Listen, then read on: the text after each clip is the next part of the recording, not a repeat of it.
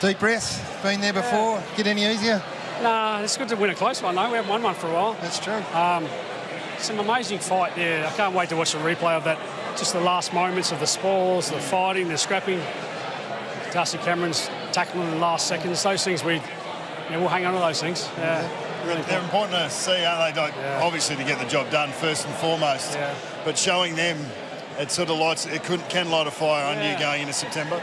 We talk about it all the time, the fingernail stuff or the moment that someone needs to stand up, and there'll be plenty in that last quarter. I just felt like, particularly at three-quarter time, I just felt like we're just playing so boring, like chip mark, kick it down the line, lose contests. And I felt if we can get some chaos in the game, it would really serve us well. And a bit of luck here and there.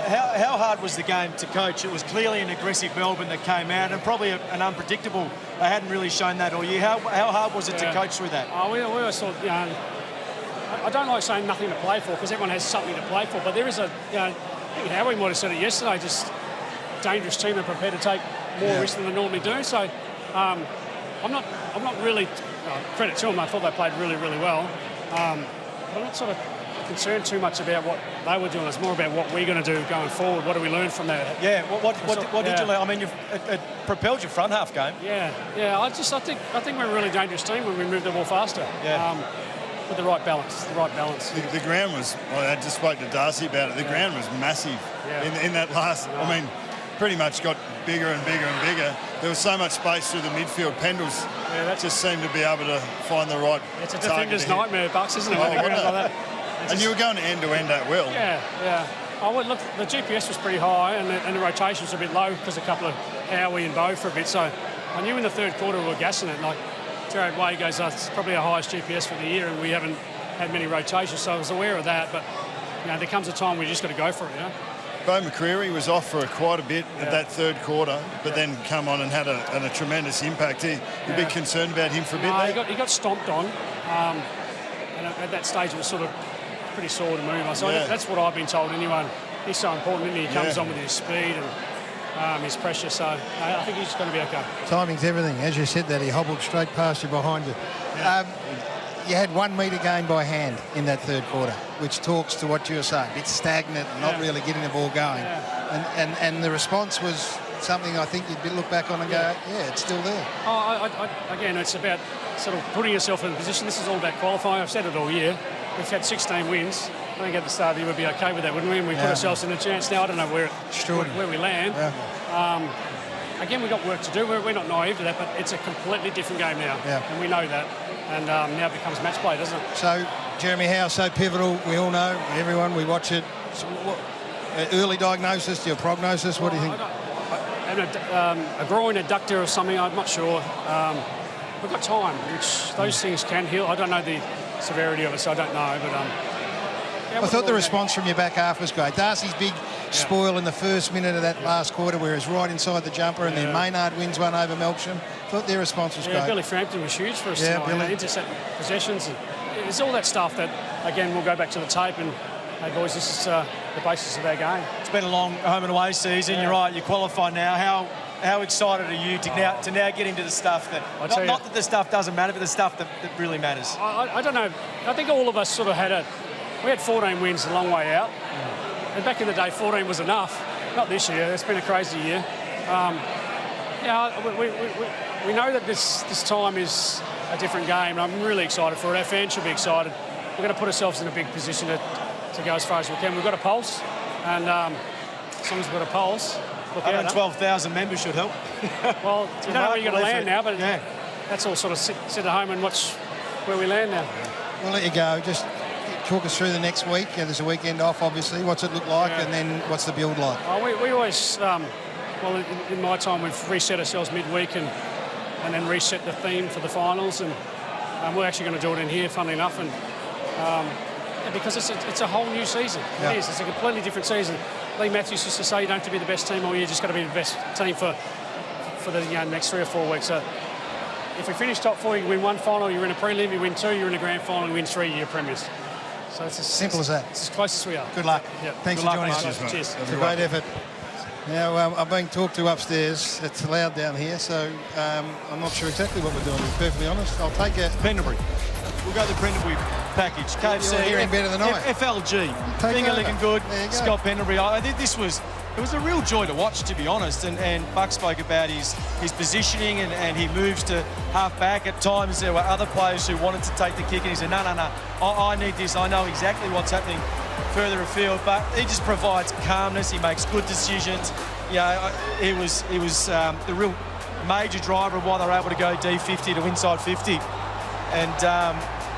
And he really lives for those types of moments. So, and he was a big player in their ability to transition the ball. What you've got to realise is in finals or in the lead into finals, if your leadership's been good enough, the role players will step up and take over. Because I'm not hearing anything. No, I got it. We got it, mate. No, that's one thing I would say about Pendle's that he could have well moved himself back there and put Josh into the midfield. And we know that the importance of leadership in the coaching group, obviously, to set the plan, but then have players in the locker room. You would have had it through Hodgie and a number of players in your era when you were winning big games, how much control you take of it on your own on the field. And you see that in Pendles in spades. How important is their ability to, one, transition the ball, but two, to feel it?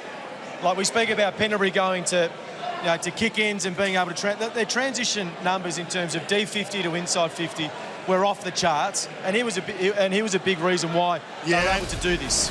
And last quarter in particular, as we go to these highlights, when Collingwood were able to go, as we said, at will from the back up. This was a turnover through the midfield, but the fact that they were able to speed up off the back of their hands in that last quarter, but it's also this.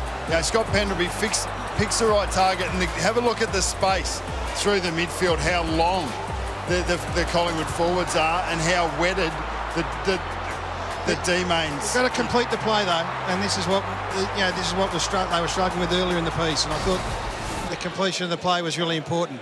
So we'll go to the Jim Beam teammate moment. Let's have a look at that, which is important as we slowly get our information filtered through to us. Well, it's dead long. Yeah, you're right, and you could pick a lot of these moments throughout the game, as we see here. You need a little bit of luck in a tight game like this as well. There's no doubt that you need luck. You could point to a lot of moments over the course of the year, and certainly the Collingwood Football Club, where you need a bit of luck. But this goal was important though, because in the end, Schultz had missed his shot on goal. There'd been a couple of opportunities that were missed. Missed his whole foot. Well, and then you end up the snap from Ned Long was 2 metres from the boundary. Myercheck again let another one go through, but this was absolutely crucial, because Collingwood were getting field position, but they just weren't able to get headway or break into the lead that Melbourne had. So quick hands here, the opportunity, a couple of metres of space. And then, a lucky bounce. You need a little bit of luck along the way. And they're right, though. Those ones that curve in, they always bounce a little bit right. You've been hypercritical there. The young man Langford, I thought, played an outstanding game. He's the winger that just needs to be another 10 or 15 metres back. But they're all learnings that they'll get through. Now, Johnny Ralph is going to join us, the newsman. He's going to talk to us about the injuries. He's getting around a few people, Ralph. He's held McRae up Craig for Kelly's us. trying to hold him back. Won't let him in. It's about all he's good at. Don't let him pinch you. Come in here, Ralphie, please, and let us... pinch you. We spoke to Craig McRae about Jeremy Howe, and he's not giving much away, obviously. What can you tell us? He won't play in that first final, surely. That's 13 or 14 days' time. I just spoke to Jeremy. He said, I felt it pop. So, as he said, it was the splits in a marking contest. He said it's almost the worst mechanism for that 35-year-old groin. So, he was only supposed to miss 1 week when he did it in round 18, and then he got sick, a couple of separate bouts of sickness. So he said, look, I've had these before. I probably realised that I won't play in that first final, but you'd have to say some chance there. So you can see him there. Look, I suppose the question too is that this is a team that's going to have to beat potentially Hawthorn with 4 tall forwards, Fremantle with 3 tall forwards, Adelaide. It's really tough to win a grand final without him, but you'd imagine that potentially second week or maybe third is a realistic chance for Jeremy Howe to come back. It's just when you've had 41 minutes of football in 8 weeks, that's a recipe for another groin injury at some stage in the finals. Well, part of being ready for September is being conditioned enough to take the steps that come up, because there's no doubt the intensity does rise. So you need that conditioning in some shape or form. Now, if there's anyone that can handle it, it's an experienced player who's been there, done that.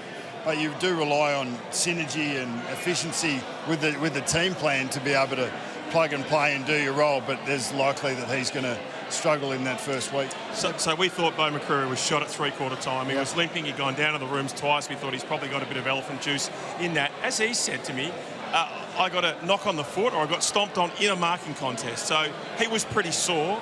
There it is. Looks like a rolled ankle to me, but anyway, that's what he's adamant in the case is. So he'll be a sore boy. He had ice on here, on the top of his foot, not on his ankle. I just don't know how you get stomped on the foot when you're in mid-air. You know that people tell the truth every now and then. Anyway, so he should be fine as well. Now, Bobby Hill, you just imagine that's now a welfare issue. It's not even a football concern. So a couple of their stars of their grand final won't play in that first week. So they play on Sunday in the VFL, the likes of Mason Cox and co. So they need to keep winning to potentially have more depth in their squad across the finals. But yeah, you'd imagine how out for the first week and maybe back for a semi-final, or maybe he gets a week off for a qualifying final.